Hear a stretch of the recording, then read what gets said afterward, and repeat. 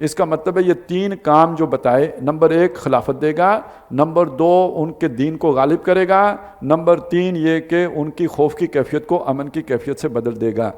یہ 3 اگر مختلف باتیں بھی ہیں تو بھی، اور اگر ایک ہی بات ہے تو بھی، اتنا تو پتہ لگ گیا نا، یہ 3 کام ابھی نہیں ہوئے تھے۔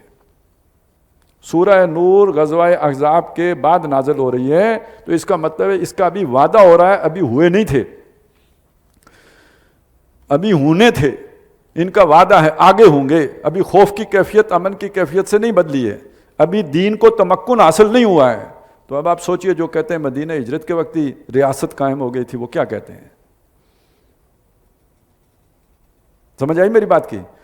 ریاست فتح مکہ کے موقع پر کم از کم صلح حدیبیہ، اس کے بعد وہ خوف کی کیفیت امن کی کیفیت سے بدل گئی، اس کے بعد دین کو تمکن حاصل ہو گیا، اور گویا اللہ کا دین قائم ہو گیا، اور اب یدخلون فی دین اللہ افواجا شروع ہو گیا۔ اتنا بڑا فرق پڑا۔ صلح حدیبیہ کے موقع پہ آپ 18 زیادہ سے زیادہ 1800 تعداد بتائی گئی ہے، ویسے 1400 بھی بتائی گئی ہے، یہ لوگ لے کے گئے تھے۔ 2 سال کے بعد آپ مکے میں داخل ہو رہے ہیں 10,000 کا لشکر لے کے۔ تو اس کی خبر تھی نا، اذا جاء نصر اللہ والفتح ورأیت الناس یدخلون فی دین اللہ افواجا، جب فتح آئے گی تو لوگ اللہ کے دین میں فوج در فوج داخل ہوں گے۔ اور یہ صلح حدیبیہ کے موقع پہ فرمایا کہ فتح آ گئی ہے، انا فتحنا لک فتحا مبینا۔ یعبدوننی لا یشرکون بی شیئا، جب یہ دین غالب ہو جائے گا پھر میری ہی عبادت کریں گے، میرے ساتھ کسی کو شریک نہیں ٹھہرائیں گے۔ کامل عبادت اللہ کی ممکن ہی تب ہے جب اللہ کا دین غالب ہو۔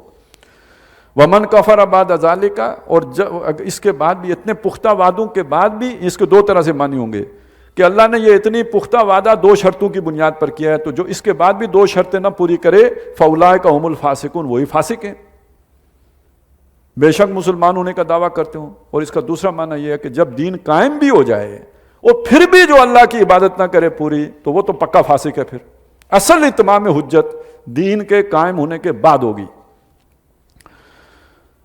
وَأَقِيمُوا الصَّلَاةَ وَآتُوا الزَّكَاةَ، اور نماز قائم کرو، زکوٰۃ ادا کرو، وَأَطِيعُوا الرَّسُولَ، اور رسول کی اطاعت کرو، لَعَلَّكُمْ تُرْحَمُونَ، تاکہ تم رحم کیے جاؤ۔